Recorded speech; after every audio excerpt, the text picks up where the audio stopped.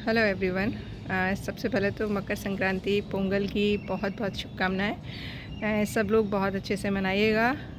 हम लोग चूँकि जयपुर से है तो हमें यहाँ पर दिल्ली में बिल्कुल मज़ा नहीं आता है मकर संक्रांति पे, क्योंकि वहाँ पर हमारे यहाँ एक बहुत ही ज़बरदस्त तरीके से आज काइट फेस्टिवल होता है। और सब परिवार के साथ जब फेस्टिवल्स मनाते हैं ना तो उसका एक अलग ही मज़ा होता है। अब यहाँ पर ऐसा कुछ नहीं है, ठीक है। अपन तो अपने रूटीन के काम कर रहे हैं। खाने में बनाया है आज तिल के लड्डू और हमारे यहाँ पकौड़े बनते हैं दाल के, वो बनाए हैं। आप लोग क्या क्या खाते हो और बनाते हो बताइएगा। कुछ क्वेरीज़ हैं जो कि रूटीन वर्क के अनुसार आज मैं रिप्लाई कर दे रही हूँ। देखिए, आज है 14th, कल है 15th। अगर कोई भी लीफी वेजिटेबल्स अगर रह गई है, आपने नहीं बोई है, तो प्लीज़ एक बार ट्राई ज़रूर करिएगा। और जो लोग आज पहली बार मेरा वीडियो देख रहे हैं ना, वो लोग हैं ना, और कुछ नहीं है तो घर में जो बीज होते हैं ना, सरसों हो गए, मेथी दाना सबके घर में होता ही है, वो ही लगा लीजिएगा। क्योंकि पालक का बीज तो आपको ख़रीद के लाना पड़ेगा।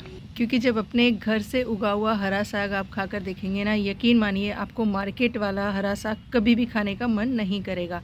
तो आज और कल दोनों दिन डेट है, आप लगा लीजिएगा। क्योंकि आपको पता है इस टाइम पर ये ग्रीन लीफी वेजिटेबल्स कितना फ़ायदा करती हैं और उगाना बहुत आसान है। एक क्वेरी थी कल कि मैम टमाटर की भी रूट फिलिंग कर सकते हैं क्या? तो देखिए, जो आपकी सब्जियां उगी हुई है ना, उनकी रूट फिलिंग नहीं करनी होती है। रूट फिलिंग डिफरेंट स्टाइल होता है, उसमें 3-4 इंच मिट्टी निकाल कर नई खाद और मिट्टी भरनी होती है। इनमें हमें खाद देनी है, तो देने का तरीका मैंने आप लोगों के साथ शेयर किया था कि जो मेन तना है यानी पौधा है, उससे थोड़ा साइड में दूर से आप मिट्टी हटाएंगे और वहाँ पर चाहें तो आप डायरेक्ट किचन वेस्ट भी दबा सकते हैं और चाहें तो अपनी खाद जो बनी हुई है वो भी दबा सकते हैं। क्योंकि हैवी फीडर होता है टमाटर, इसको हर 15 दिन में खाद देते रहिएगा तो ये बहुत अच्छे से ग्रोथ करता रहेगा और बंचेज में आपके यहाँ टमाटर आते रहेंगे। इस बार मैंने 3 बैच में टमाटर लगाए थे। देखिए, ये फर्स्ट बैच में लगाए थे जिनमें फ्रूटिंग स्टार्ट हो गई है। कुछ पौधे अपने आप निकले थे, क्योंकि कंपोस्ट बिन में मैं जो ख़राब टमाटर होते हैं वो डालती रहती हूँ, जिससे कि बीज चले जाते हैं और वो नेक्स्ट टाइम तभी जर्मिनेट होते हैं जब उनका सीज़न आता है। ये बहुत शानदार ट्रिक है टमाटर उगाने की, कि जो भी घर में टमाटर उगते रहते हैं उनको ख़राब होते रहते हैं, उनको कंपोस्ट बिन में डालते रहिए, तो जब टाइम आएगा उग जाएंगे। सेकेंड क्वेरी है गुलाब को लेकर कि मैम अदरक वाली चाय की जो पत्तियां होती हैं उनको हम गुलाब के पौधों में डाल सकते हैं क्या? तो देखिए, मैंने कई सारे वीडियो बनाए हैं चाय की पत्ती। पहले मैं चाय की पत्ती पर बोला करती थी कि आप चाय की पत्ती डालिए, लेकिन वो अच्छी कब होती है जब आपकी मिट्टी में बहुत सारा जीव होता है, क्योंकि वो उसको खाकर डिकम्पोस्ट कर देता है। चूँकि मेरे जयपुर वाले घर में मैंने कभी केमिकल यूज़ नहीं किया, मतलब मैंने मेरी लाइफ में ही कभी केमिकल यूज़ नहीं किया, तो वहाँ पर चाय की पत्ती बहुत अच्छा वर्क करती थी। रीज़न कि वहाँ जैसे मनी प्लांट था या अदर प्लांट्स थे, मैं उनमें चाय की पत्ती डाला करती थी, तो वहाँ पर मैं क्योंकि वर्मी कंपोस्ट भी यूज़ करती थी, तो मेरे मिट्टी में हमेशा ही अर्थवॉर्म्स रहते हैं, यानी वर्मी जो होते हैं, केचुए जो होते हैं वो रहते हैं। तो वो उनका बहुत बढ़िया भोजन है। वो उसे खा खा के डिकम्पोस्ट कर देते थे, तो मेरे पौधों को फ्री का वर्मी कंपोस्ट भी मिल जाता था और पौधे बहुत हेल्दी रहते थे और चाय की पत्ती भी यूज़ हो जाती थी। लेकिन मैंने यहाँ पर एक चीज़ नोटिस की, जब मैंने अलग से, क्योंकि वर्मी कंपोस्ट मैं यहाँ यूज़ नहीं करती हूँ, जब मैंने अलग से चाय की पत्ती कुछ प्लांट्स में डाली तो कई बार मैंने देखा वो हार्ड हो गई ऊपर के लेयर पर। शुरुआत की बात बता रही हूँ, जब मैंने यहाँ पर गार्डनिंग शुरू की थी, और उसके बाद में कई बार फंगस भी लग गई। तो आप अपनी मिट्टी में कोई केमिकल नहीं डाल रहे हैं, बहुत सारा जीवन है आपकी मिट्टी में, तो आप मिट्टी में डाल दीजिए और उसे मिक्स कर दीजिए। मिट्टी की ऊपर की लेयर पर मत डालिए, मिक्स कर दीजिए, जिससे कि कोई भी हार्मफुल फंगस जनरेट ना हो और वो धीरे धीरे करके डिकम्पोस्ट हो जाए।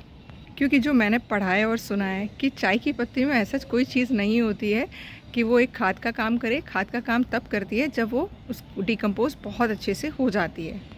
और इसका प्रैक्टिकल मैंने एक बार करके देखा था। मैंने एक छोटा सा कंपोस्ट बिन बनाया था जिसके अंदर सिर्फ मैंने चाय की पत्ती इकट्ठी की थी और उसके अंदर मैंने बड़े बड़े से अर्थवॉर्म डाल दिए थे। कैन यू बिलीव, सारे अर्थवॉर्म मर गए थे, क्योंकि वो इतनी हीट जनरेट कर रही थी कि वो सारे जब अर्थवॉर्म मर गए तो उसके बाद मैंने डिसाइड किया कि मैं ऐसे अलग से नहीं करूँगी। अब मेरे घर में भी देखिए चाय बनती है, दिन में 2 बार बनती है, हस्बैंड पीते हैं, मैं भी पीती हूँ 1 बार।